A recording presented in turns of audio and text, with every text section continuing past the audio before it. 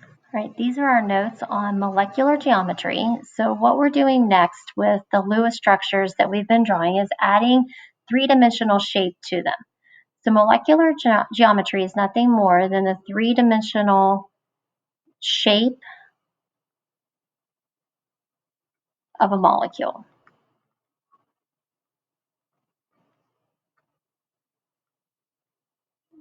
LE. Okay, so from that three-dimensional shape, that will tell us something very important, which is the polarity of the molecule, or molecular polarity. So that's really where we're going with this. The three-dimensional shape and the types of bonds that we find in a molecule can help us determine the polarity of the molecule, which is the overall distribution of molecular charge that influences forces acting between molecules in liquids and in solids. Okay?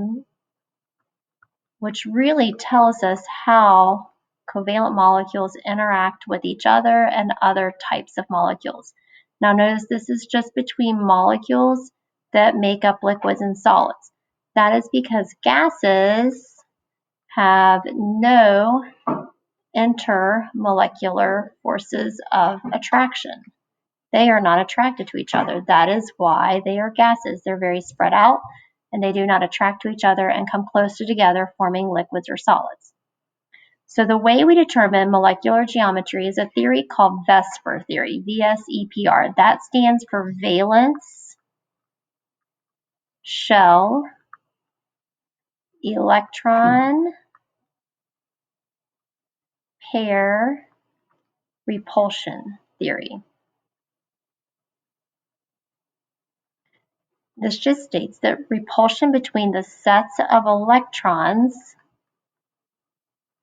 causes them to arrange themselves so they are as far apart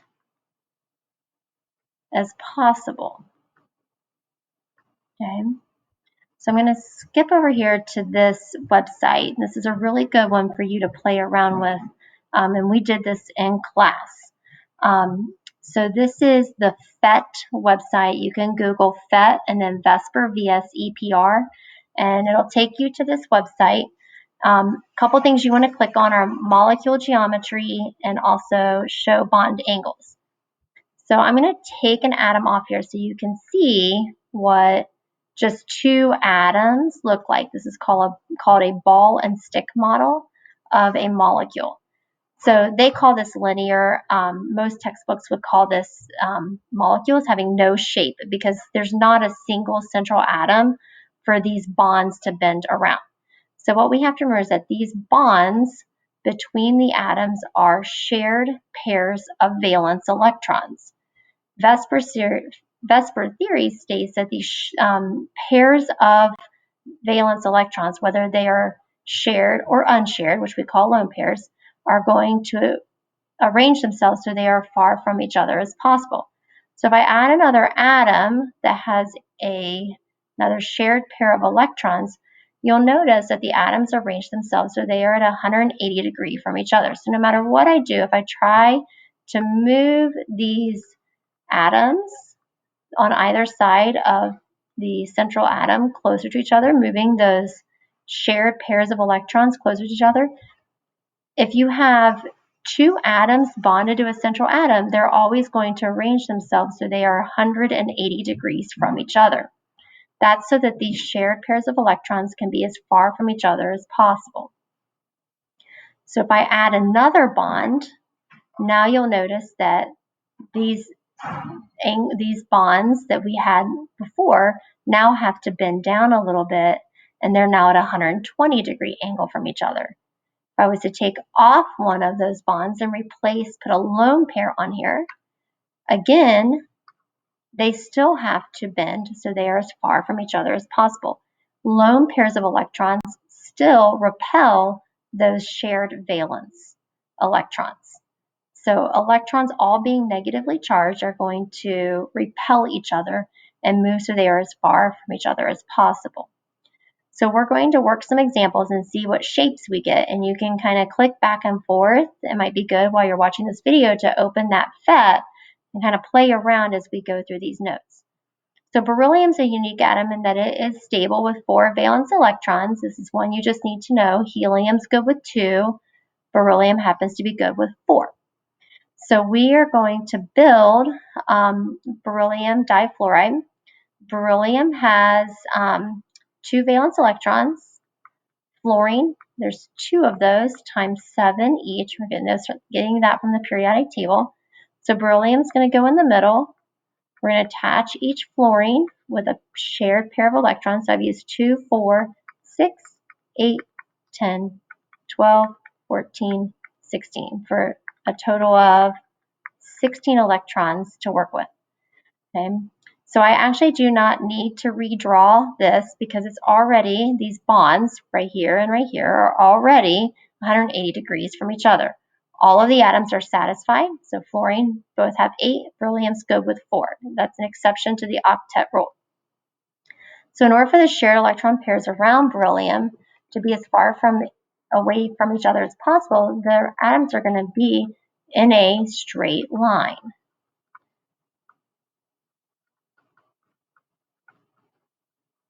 So any molecule that has 2 atoms bonded to a central atom and no lone pairs on the central atom are going to have a linear structure.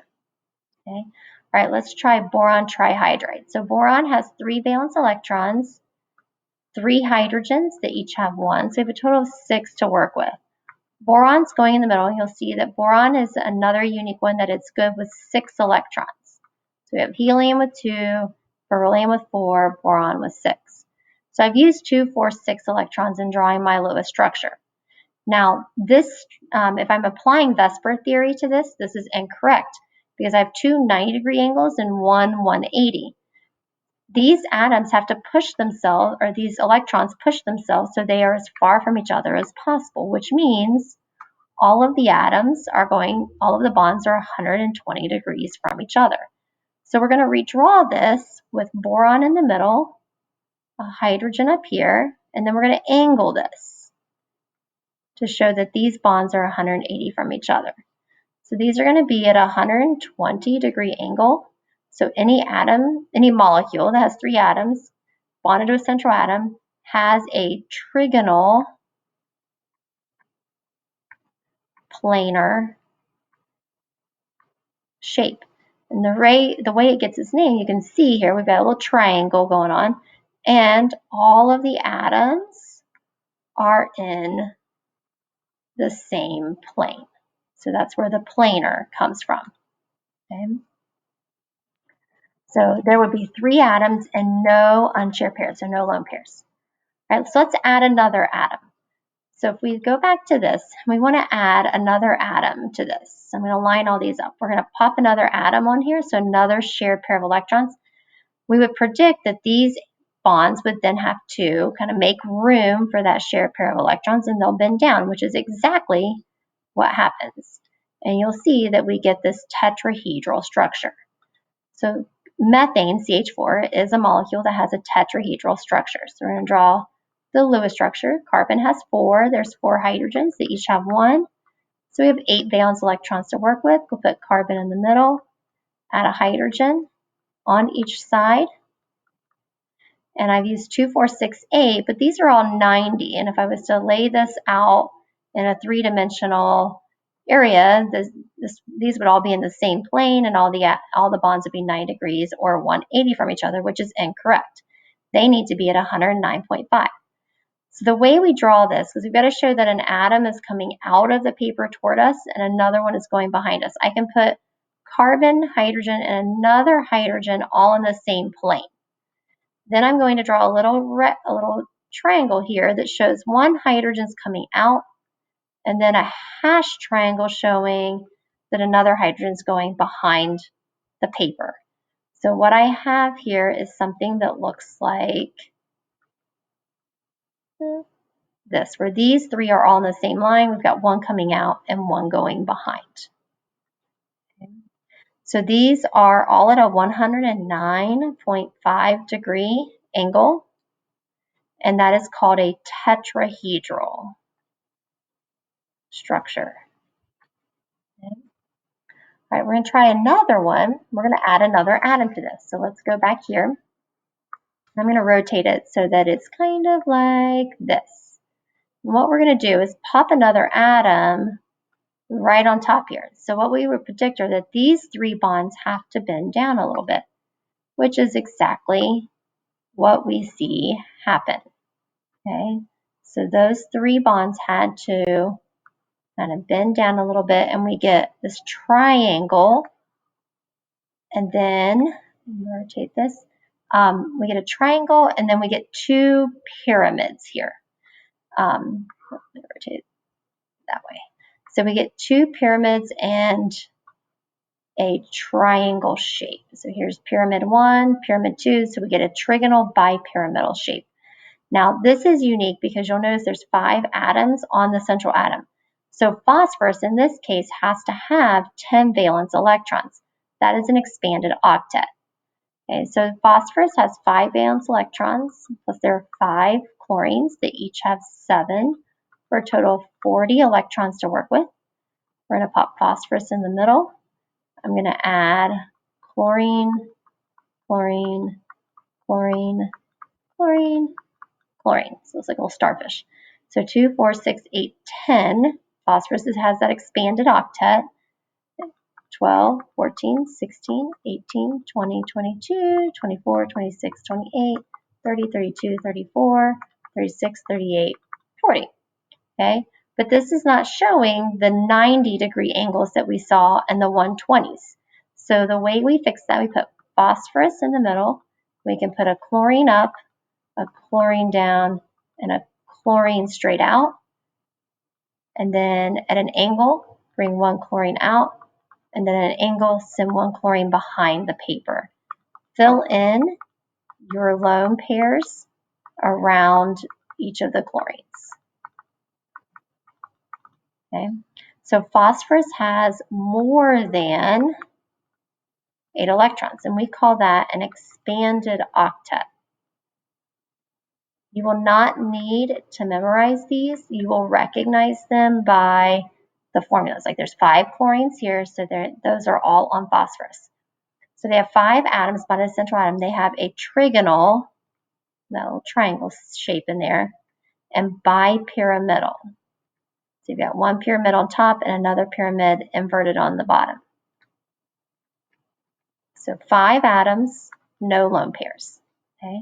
All right, we're going to pop another atom on there. If I come back here, I'm going to spin this around this way, and we're going to pop another atom on here. So we're going to stick it in right here, and we'll see what happens when we do that. So these, you would predict, would have to shift so they're 90 degrees from each other, which is exactly what happens. So now we have a structure that is called octahedral. So this is a little trickier to draw, but basically you've got 3 atoms in a line, 2 coming out toward us and 2 going behind our paper. Okay, so SF6 is an example of this. Sulfur has 6 valence electrons. There are 6 fluorines that each have 7 for a total of 48 electrons to work with. Sulfur is going in the middle, so we put fluorine, fluorine, fluorine, let me fix that.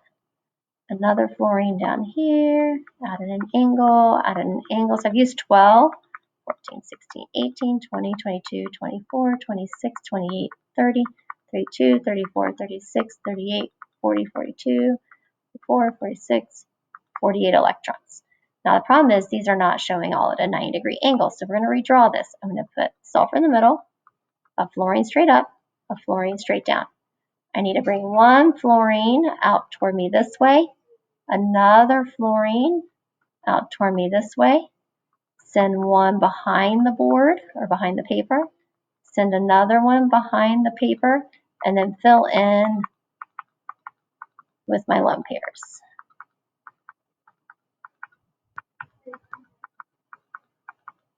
Okay, so there's more than 8 electrons. Again, 6 atoms bonded to a central atom with no lone pairs on it is an octahedral shape. Okay, so now what we're going to do is go back. I'm going to remove a lot of these atoms, and we're going to go back to just a linear structure. Now, when we added an atom, it bent them down. We had trigonal planar. But what if instead of an atom, we put a lone pair? These still bend down, but now we have a bent structure. We can do the same thing. Let me put 1, 2, 3 on here. If I do a fourth atom, now I'm tetrahedral again. But what if instead of a fourth atom, I put a lone pair? Now we have something that looks kind of, let me pull that down, looks kind of tetrahedral, but it doesn't have the atom on top, so we call this trigonal pyramidal. I can do the same thing and add another lone pair. Let me get rid of one of the bonds. And now we have what's known as a bent structure again. So you can actually get bent with 2 atoms in either 1 or 2 lone pairs. Okay. So let's draw NH3. This one's going to be trigonal pyramidal. Okay.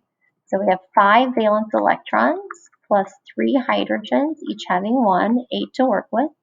Nitrogen in the middle, so this is the way we would have done it before. 2, 4, 6 electrons used, and then an 8th, 2 more to make 8 electrons. So this is, there's 4 pairs of electrons, 3 bonded, 1 lone pair.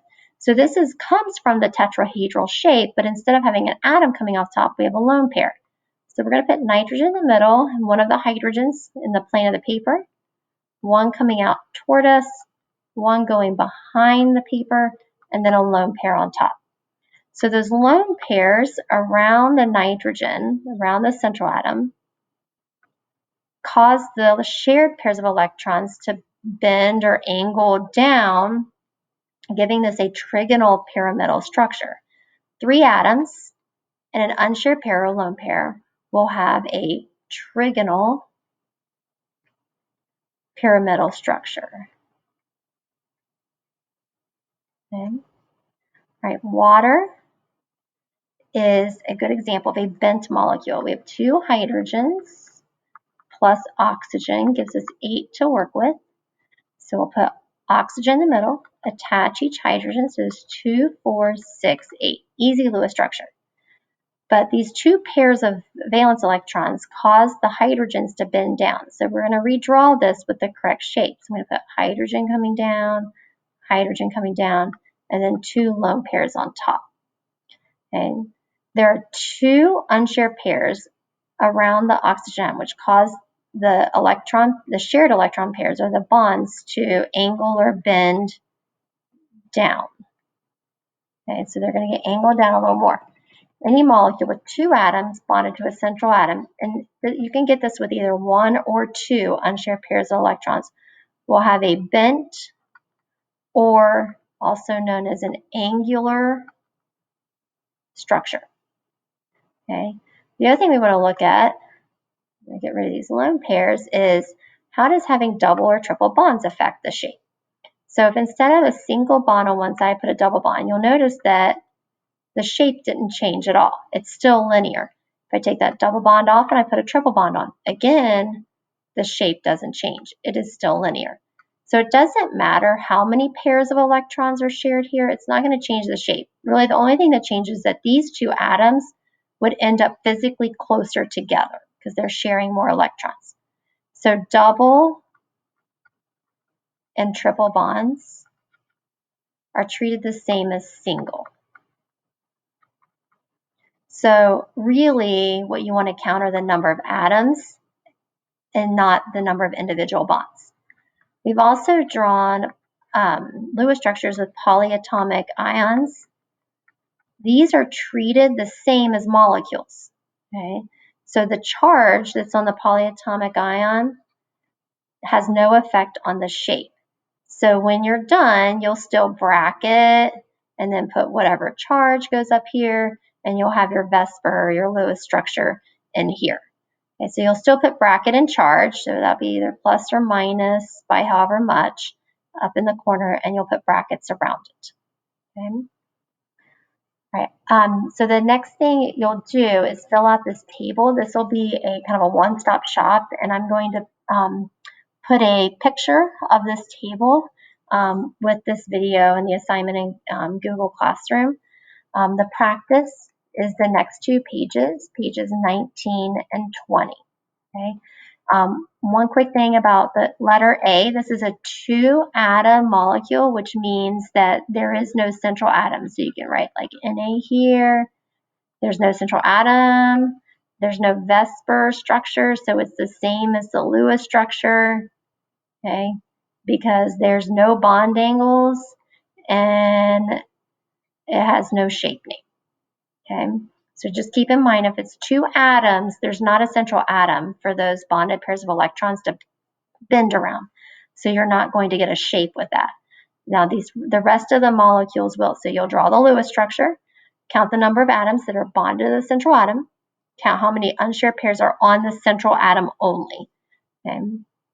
Identify what the shape is going to be, the bond angles, and you can draw the actual VSEPR structure where you show the angles at that point. Okay, so the only thing that's going to be different between your Lewis structure and your VSEPR structure is that the VSEPR will show the angles, include all of the lone pairs as well. Okay.